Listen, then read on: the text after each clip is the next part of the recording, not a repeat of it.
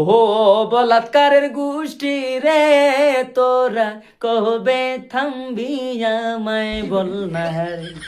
কচি কচি ছেলে দইরা বলাৎকার কইরা সারে রে, কৌমের লোতের গোষ্ঠী তোরা থাম রে, কৌমের লোতের গোষ্ঠী তোরা থাম রে।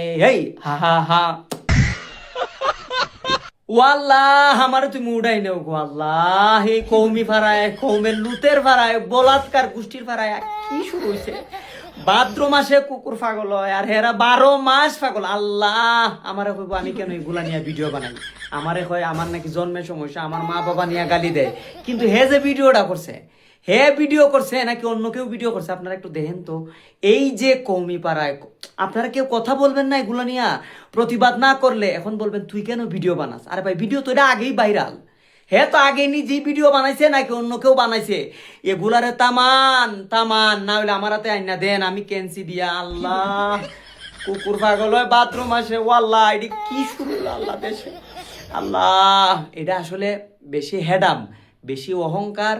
আর ওইছে ওই যে দেশের মানুষকে ফুসলাইয়া ফাসলাইয়া যে কোনো আন্দোলনে নামানোর ফসল, আর যে কোনো বিষয়ে মানুষরে অযথা বিভ্রান্তি ফালানির ফসল হয়েছে এগুলা। কারণ আল্লাহ রসুলে বলছিলেন কৌমের লুত একবার একটা জাতি ধ্বংস হয়ে গেছিল এই বলাৎকারের কারণে, সমকামিতার কারণে একটা জাতি ধ্বংস করে দিছিলেন আল্লাহ। তো হেরা যে বেশি হেডাম দেখায় আর যে কিছু বিষয় নিয়ে যে বেশি অহংকার আমিত্ব দেখায়, এদের বড় বড় যারা আছে প্রত্যেকের রিপোর্ট আছে।